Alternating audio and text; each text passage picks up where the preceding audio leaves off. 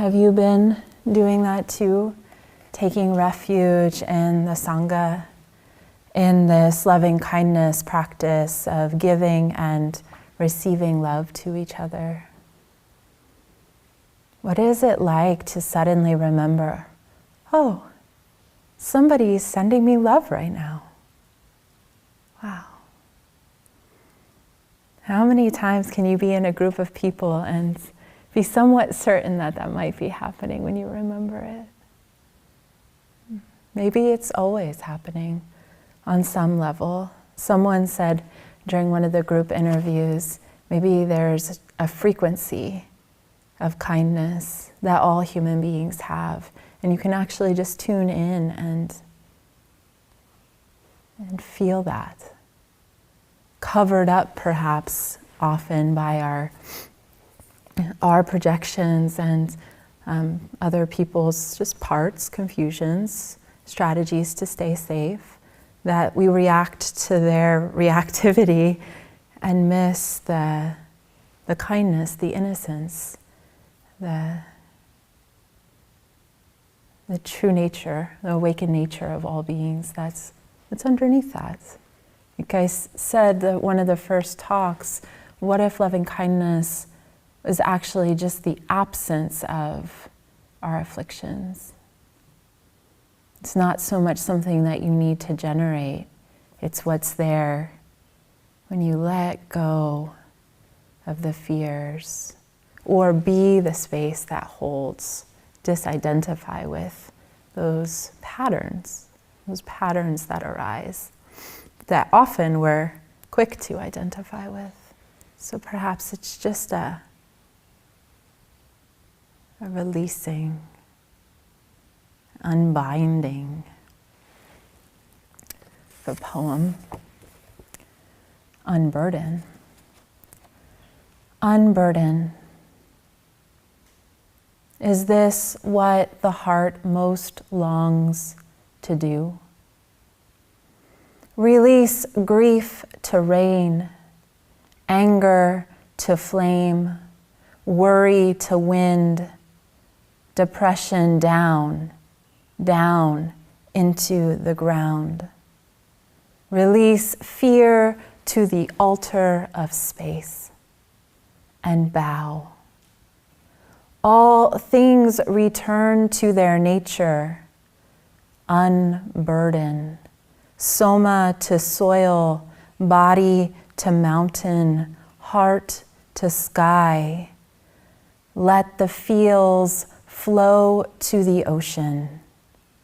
Release life to life. Release life to life. And let love have its way with you. And let love have its way with you. What if that is the sole purpose of your life? To let compassion have its way with you. To feel the love of this moment in breath, in body, in the sound of the rain, in the feels moving through. Have you noticed, though, how the mind's labels and reactivity distort the direct experience of things as they are?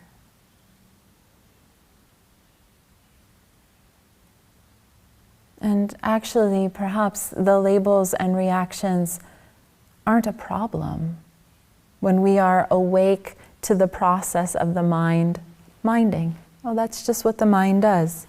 It minds.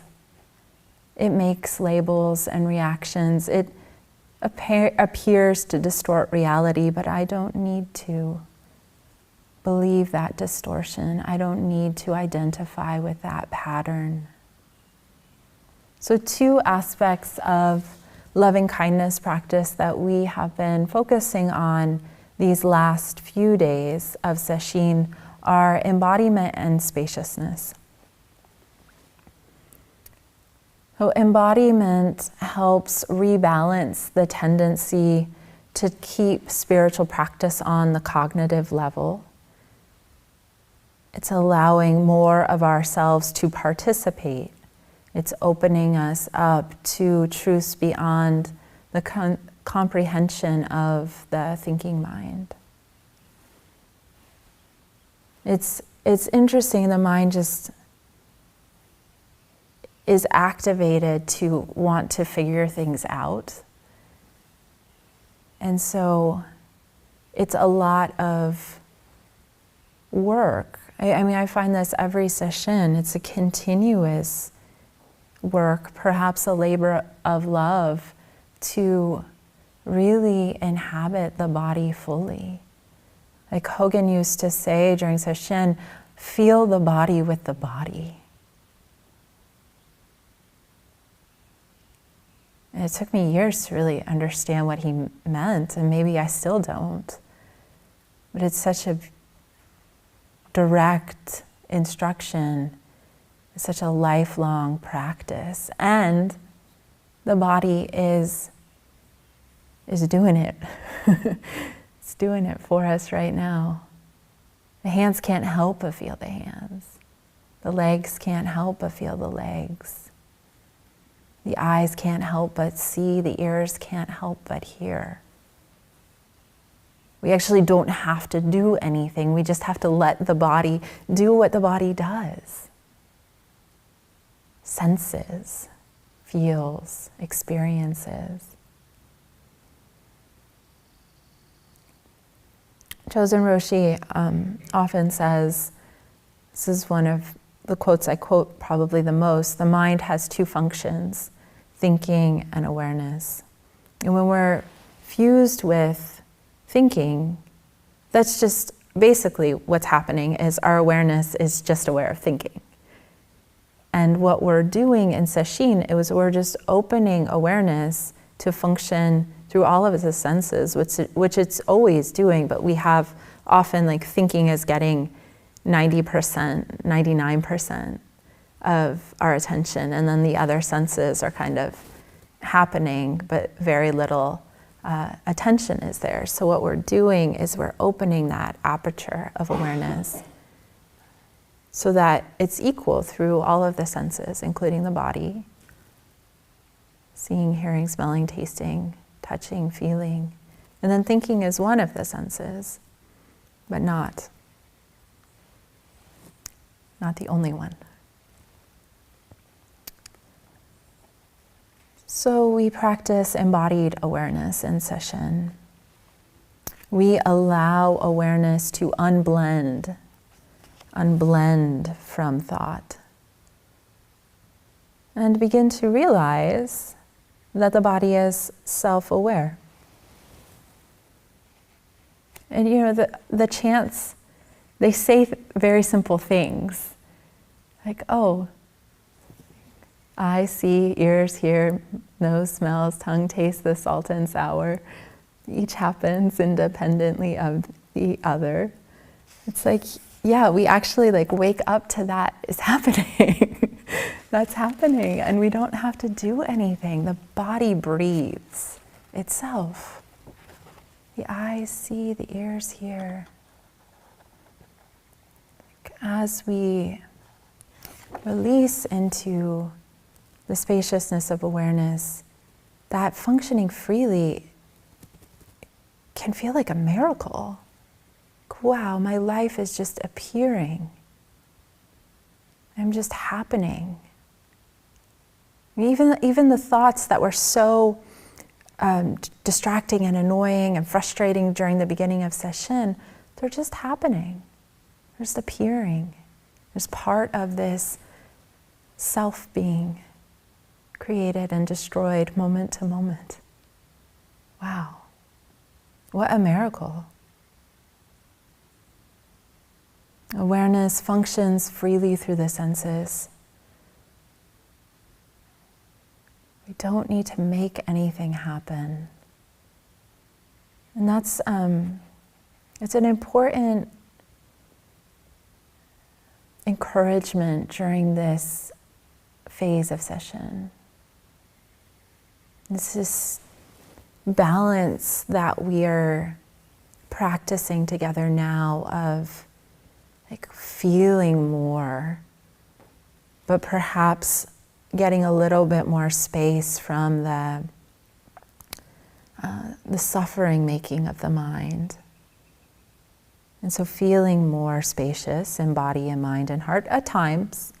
Right? It's not like a fixed state. We're very organic beings.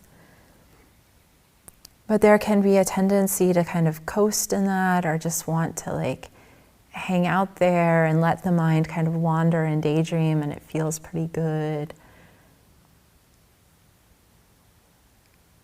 Or to start thinking about all the ideas that have been introduced during session or in the chants, and trying to figure them out again in the mind field, in the thinking mind. Trying to make something happen, some insight happen, some takeaway for session. And so the invitation, the practice is, can we stay in awareness, functioning freely through the senses, and stay engaged there. And that's often, sometimes at this point in Sesshin, people recognize a core question, we say koan, a life question arises. Maybe as an actual question with words, but maybe more felt as a spiritual longing, a desire to go deeper, to know one's true nature, to know the source of love. I'm trying to articulate in words what might just be felt. And that helps us stay in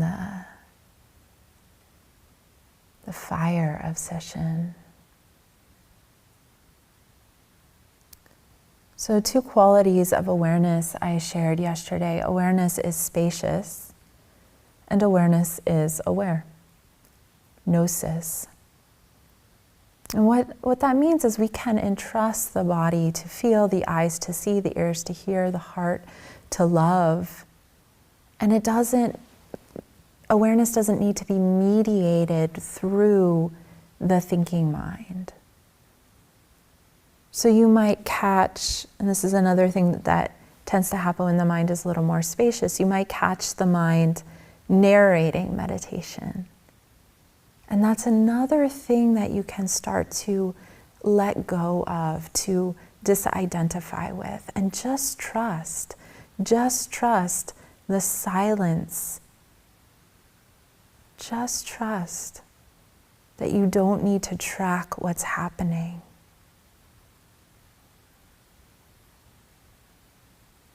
That you are being taken care of.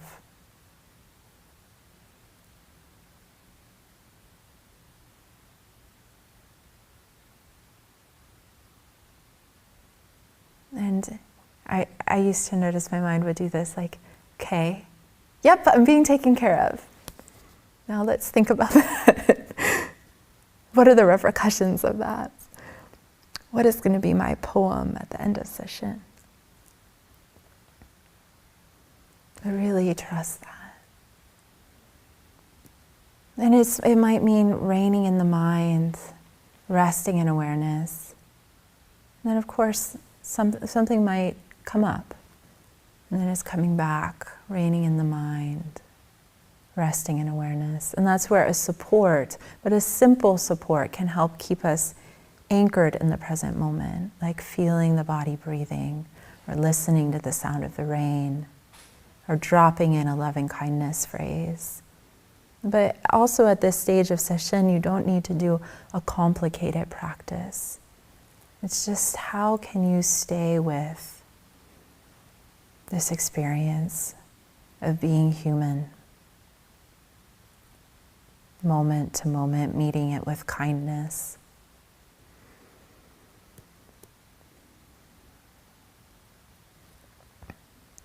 Well, this morning I guided a practice called the three skies. And I'll just, again, go over it now that we're not in meditation, but you might feel into it as I talk about the different skies. So the three skies are the spaciousness of body, the spaciousness of mind, and then outer space. And it's basically connecting to these aspects of spaciousness and recognizing that they're not separate. And it's a very integrated, embodied way of opening to spaciousness. And so first is becoming aware of the spaciousness within the body. And you can do that in a very systematic way, like moving through the different parts of the body, connecting to the felt sense of that part of the body, and combined with loving kindness practice, practicing loving kindness for that area, and then noticing these different layers of body, which I call which are called the three bodies of Buddha. So there's sometimes the mental body is part of that, recognizing, the mind judges and talks about the different parts, or you have a mental image of the body, and then dropping below that and feeling the felt sense of the body. And below that, the tingling liveliness, or what Bhancha was calling the sparkling liveliness of the body. Sometimes I experience that as like a flickering in and out of sensation. And when there's discomfort or pain in your embodied experience, it can be interesting to see if you can make contact with these three parts of the body. So zooming in to that area and noticing, is there a tingling liveliness? And then connecting to the space around sensations. So you can do that systematically, or you can just do that with the entire body. Doing it systematically can really help sink awareness into embodied experience in a very deep way as you're opening to spaciousness in each part of the body. Another way of doing it that I brought forward at the beginning of Sesshin is the lighting a candle and placing it at the base of the spine or in the abdomen, the hollow dal, and just letting that light illuminate the space within the body. And that illumination is awareness inhabiting the entire body through the senses. And then we have the space of mind. So you can approach that again by reining in the thinking mind and just noticing all the space, the silence, sometimes experienced as silence within the mind, or the space between thoughts. So turning awareness to look at thought, or to sit at the source of thought. And just notice the space around where do thoughts appear. And just, it's amazing because we often are so caught or entranced by our thoughts. But if you start to look at the space that's also in the mind, it's so much bigger than our thoughts. And so noticing that, opening to that, and then opening to the outer space. And you can also do that systematically, noticing the space around the body, behind, surrounding, in front, and then opening to the space of the room, the space in the sky, and letting those three skies merge. So it's one seamless awareness space. And resting there, allowing the sensations of body, breath, sounds to appear and disappear in that space. So some people have noticed that as their awareness of spaciousness increases, they're able to be with more challenging physical sensations. They notice that parts of themselves or thought patterns that they weren't previously aware of start to emerge. Perhaps thought patterns that have been buried or have been covered by the busyness of the mind. And sometimes those are difficult to see. I've been in many Sesshin where someone comes into Sanzen, or I've had this experience of like, my life is just full of shame. That's all I think about. That's all I do. That's the whole reason my life exists. And it's like you pulled off this layer of thought, and you just see how much shame is running your life. At that moment, it just becomes really clear, or anxiety, or fear, or judgment. And so that can be difficult to see, but a really important experience to have. And that seeing is beginning to get space from it and freedom from it, being actually able to work with it. Whereas when it was still hidden and your other strategies were trying to protect you from experiencing shame, you weren't even aware that that was what was operating those mechanisms. Also, people haven't noticed, as their awareness of spaciousness increases, that difficult people or challenging situations in their lives and in the world are just emerging, ready for loving kindness, which is really beautiful. It just shows me that the practice is doing itself. It's calling forward those concerns that we're holding in our heart, even if we didn't know, and giving us an opportunity to practice loving kindness with them, or compassion. Others have noticed that they're able to receive loving kindness from others, from the natural world, and even from what we consider the inanimate world. So maybe you've noticed that of communion with your teacup, or the caterpillar, or a slug, or the concrete. People fall in love with things during this session, like walls and urinals. Others have seen that there's so much beauty in the world.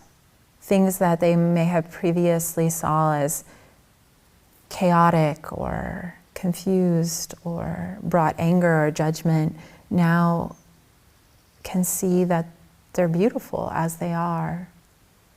And perhaps that can be turned around to you. You're beautiful as you are.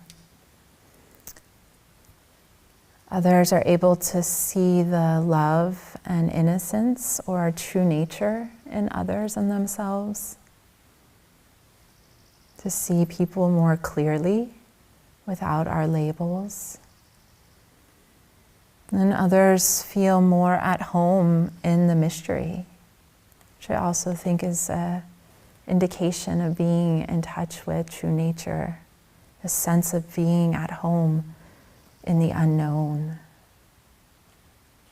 being more comfortable with not having to know.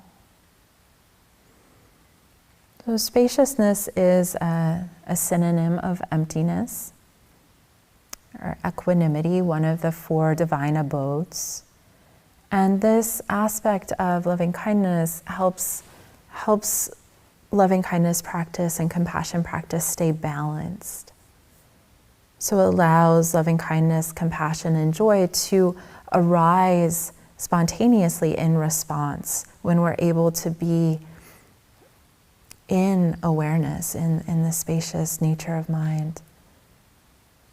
In Buddhism, equanimity, loving kindness, compassion, and appreciative joy or empathetic joy are considered the 4 immeasurables, or boundless qualities of the heart, or divine abodes. Those are all ways that they're talked about in the Buddhist tradition. Immeasurables, these immeasurable qualities of the heart, or abodes. And both of those are interesting to contemplate.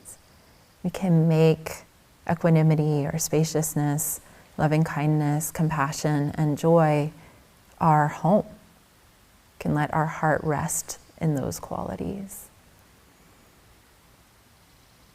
And they're boundless, meaning we're not going to get to the end of them in this lifetime. which perhaps is a wonderful relief and reason to keep practicing. So metta, loving kindness, is a basic friendliness toward existence, or as Rumi says, a tenderness towards existence. Compassion is when the heart opens to suffering, our own, or the suffering of another, or the suffering in the world. So it's just that natural, that opening, that wanting to respond, that being moved to respond in some way.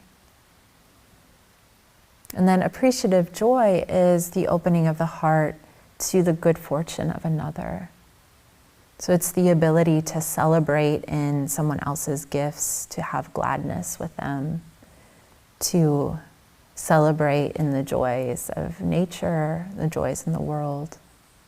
So these are all little nuances of ways and times and that we can practice loving kindness. So often with appreciative joy, people who struggle with jealousy can practice turning their hearts to enjoying others' good fortunes and wishing them well.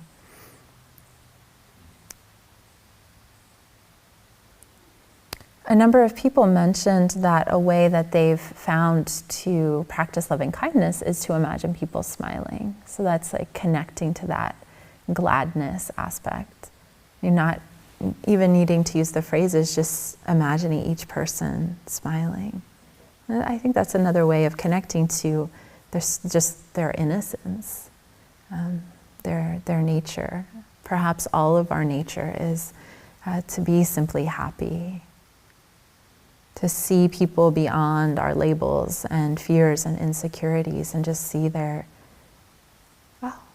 Buddha nature or their joy, that simple joy of existing.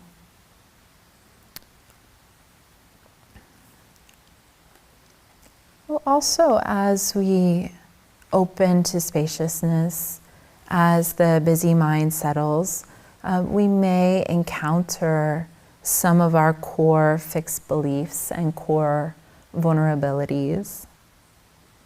So I wanted to talk a little bit about that now. We've talked about parts a little bit during this Sesshin, and it's part of the Great Vow language. We talk about the inner critic a lot. In IFS parts language, they divide parts into 3 categories: managers, exiles, and firefighters. So the exiles are our most vulnerable parts. And the managers are tasked with keeping our inner community safe by managing that the exiles stay hidden and safe and protected and out of danger. And the managers often develop these strategies when we're quite young. So there's like a hurt that happens as a child, and that part that's hurt goes into exile, and the manager, which is also a child, takes over and develops some strategies that it might have learned from caregivers or from society. This is one way of looking at it. So these manager parts include the inner critic, the planner, the organizer, the pusher, the perfectionist. And then firefighters step in to protect the exiles, but their means are extreme. It's like when the managers are not able to do their job, then the firefighters come in, and they often can be violent or have addiction issues or craving. So in Sesshin, we're really like starting to put the managers aside. And the manager comes in, the manager might have signed you up for Sesshin, and it's like, we're gonna get this out of it, and it's gonna be great, and and this is how we're gonna do it, and like plan when you're gonna take the shower, and when you're gonna eat your snacks, and like all of that. How cozy your seat can be, all of that stuff. But as we get more settled into Sesshin, that those parts can relax, like, okay, things are safe here, I don't need to be so on guard. But then some of our more vulnerable parts might start to be felt, and that's good, that's important, that's part of this getting to know ourselves, befriending ourselves aspect of Sesshin, undoing this karma. But that can bring up fear and insecurity, or perhaps, especially during a loving kindness session, you might start having memories or child parts of you start to arise, wanting, ready for your kindness and compassion.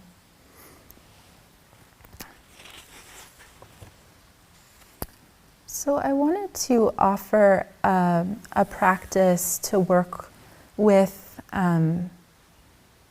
sending and receiving love to ourselves, and especially to the more vulnerable parts of ourselves. Working with an ideal caregiver. This is a guided meditation that Dan Brown created, and he did a lot of research on the attachment relationship.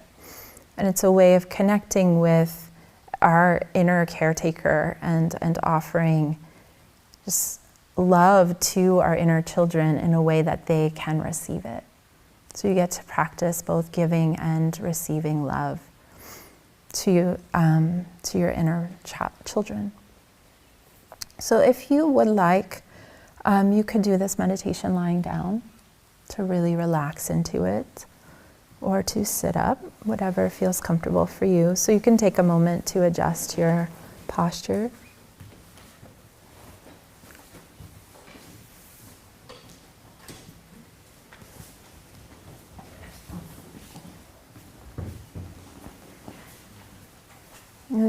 You can get blankets if you want, or get a chair, or whatever you need.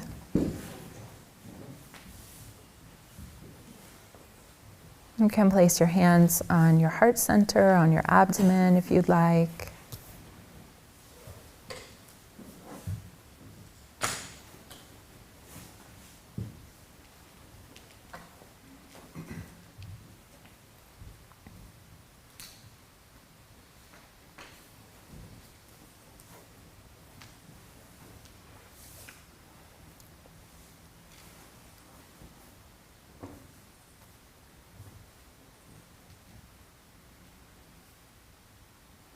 So with this exercise, I'm going to say visualize or call to mind, but do whatever, however you experience it. So it might not be that you have this whole vignette playing out in your mind's eye. It might be more of a felt sense of just that giving and exchanging different aspects of loving kindness. And that's what's most important, however you connect with that. So it might be visual, it might be more of an embodied feeling. Maybe actually it also involves sounds.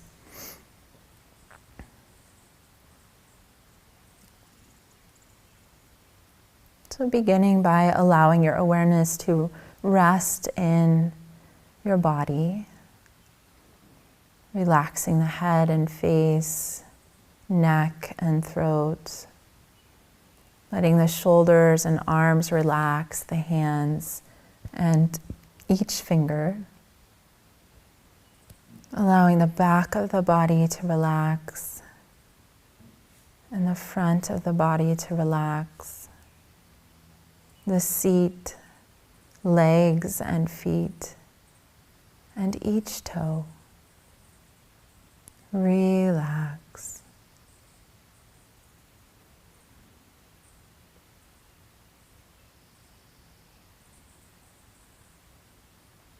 And then opening to the space in the room, the space in your mind, the space within your body, the space of your heart.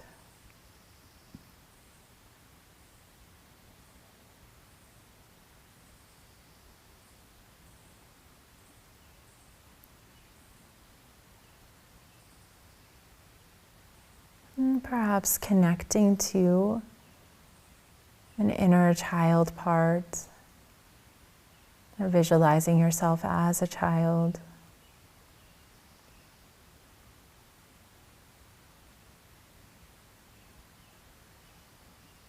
And visualizing your caretakers as being able to provide you with the safety and protection that you needed as a child.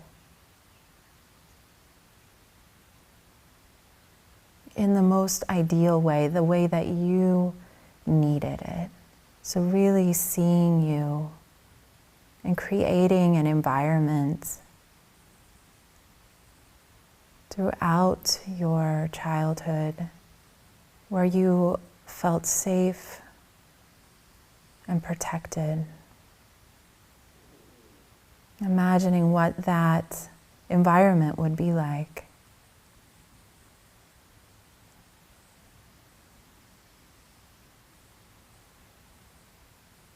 Feeling the experience of knowing every moment of your childhood that you are safe, that these caretakers will protect you in just the ways that you need to know that you're safe. What would that be? Imagining that, feeling that as a child, just knowing and feeling a sense of safety.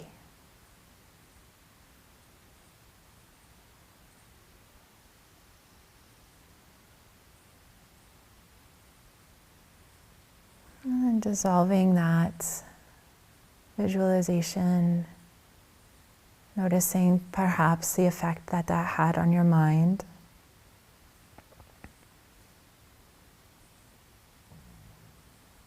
And then calling to mind again, connecting with your inner child. And imagining caretakers who are carefully attuned to you. So connecting with desires that you might have had as a child. And these caretakers are interested in what you're thinking. And they express their interest in a way that makes you interested in sharing. You feel their commitment to you. You feel that they are deeply interested in every aspect of you. What you're thinking, what you're feeling, and what you're doing.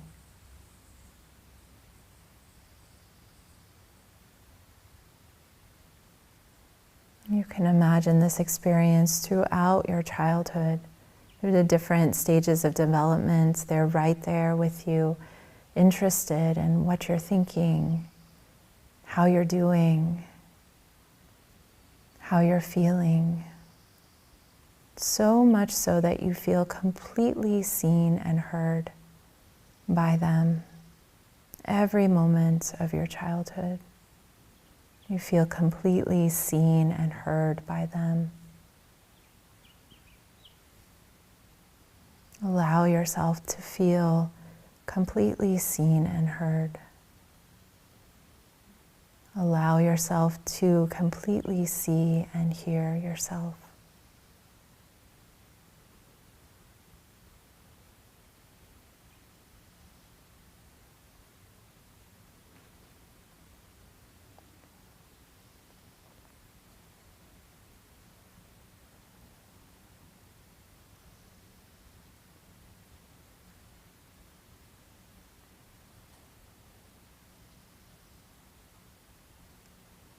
And then dissolving that visualization, noticing the effect it has on your mind and body.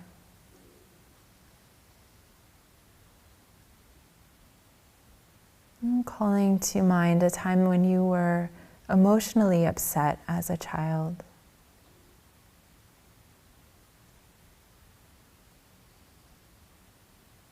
And allowing these caretakers to respond to your upset in just the right ways. Meeting you exactly where you're at. Knowing just the right things to do to comfort you, to help you reestablish a sense of comfort.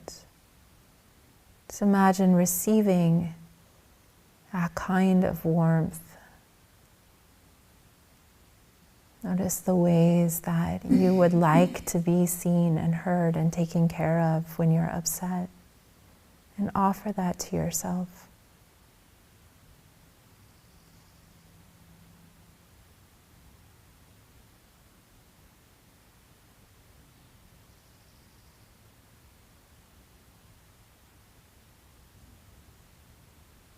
Responding to you in all the ways that help you feel comforted, that let you know that you're going to be okay.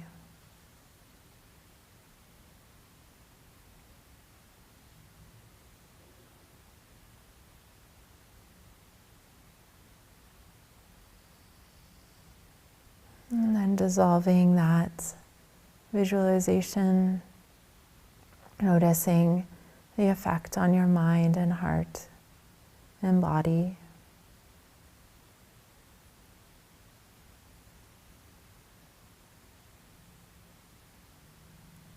Connecting again to the body and to space. Connecting again to your inner child. And now bringing forward these caregivers who are just absolutely expressive about their joy, about everything you do. So imagining the things that you did as a child, and these caregivers expressing every step of the way their joy, their happiness in your accomplishments. But more importantly, they express their joy in you, in your being, in simply who you are. And they're sure to give you this joy every step of the way throughout your childhood.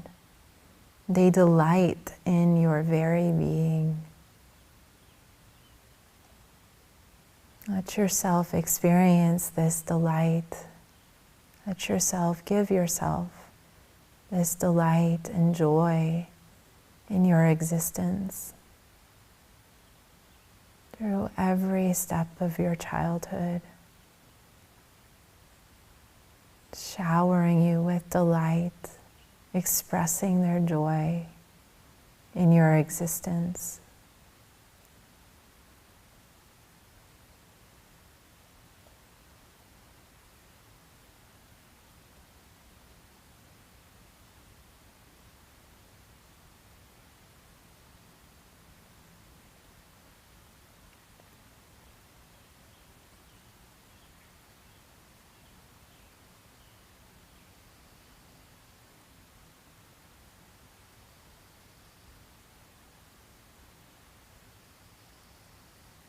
And then dissolving that visualization,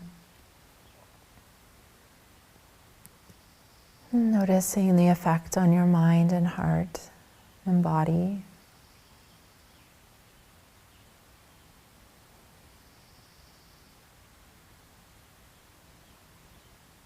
And reconnecting with the inner child. And these caregivers now who are giving you absolute support as you are discovering something new that you want to do. And they're very interested in the things that you want to do, the things that you want to learn, the things that you want to discover, and they're supporting you throughout your childhood, throughout your development, giving you the support in the way that you need it, in the way that you can receive it.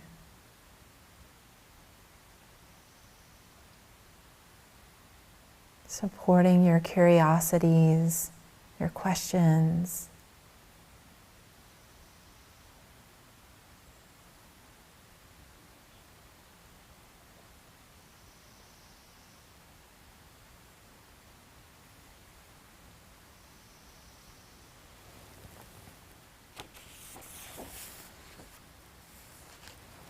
And imagine receiving this support.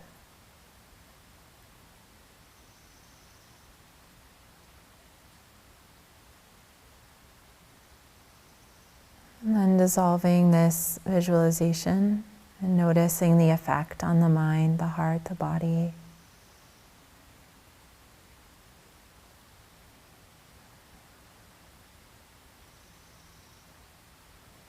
And lastly, there is something that you needed as a child that you never quite got.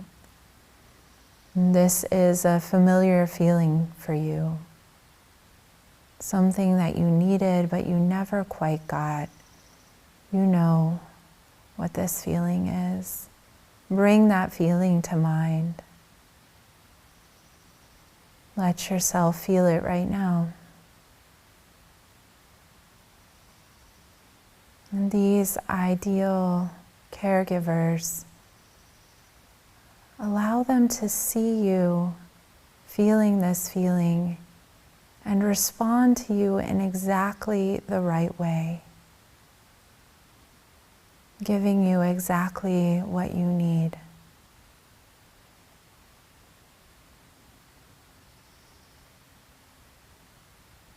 And you know what that is. Allow yourself to receive.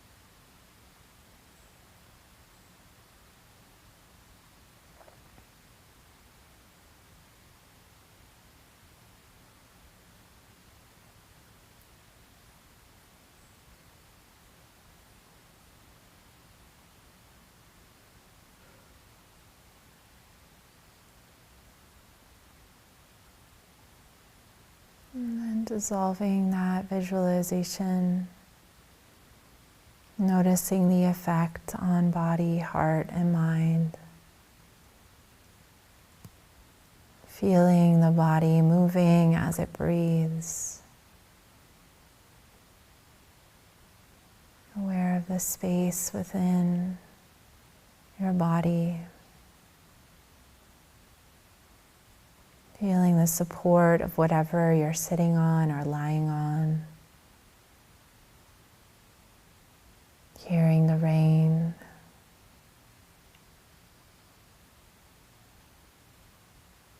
And taking a moment to practice loving kindness for yourself and for all the people in the room and their children.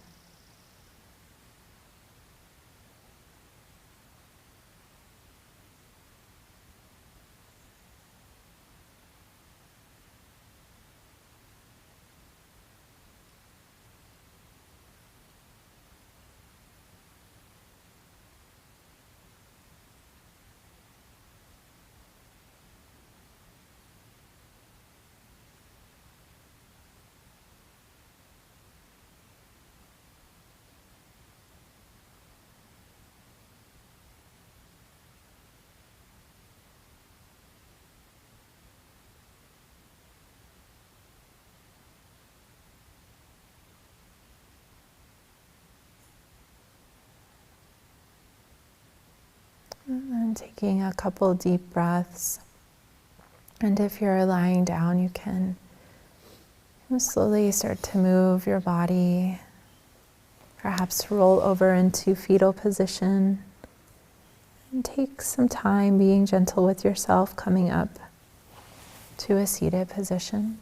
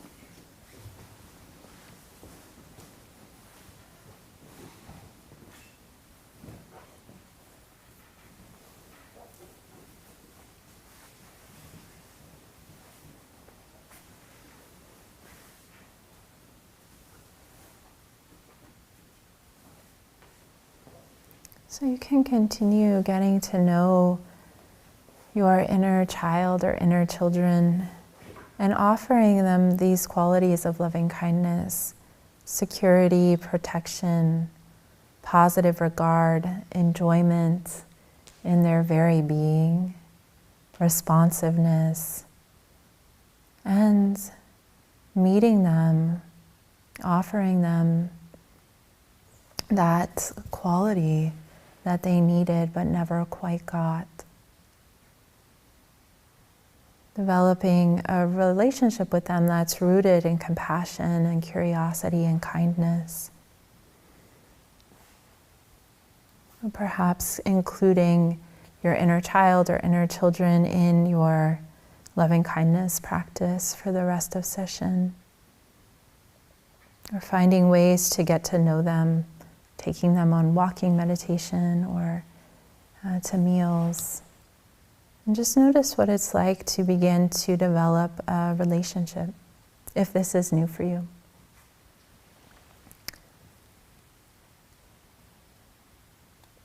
I'll read that poem again. Unburden.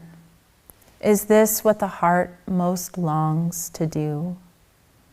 Release grief to rain, anger to flame, worry to wind, depression down, down into the ground. Release fear to the altar of space and bow.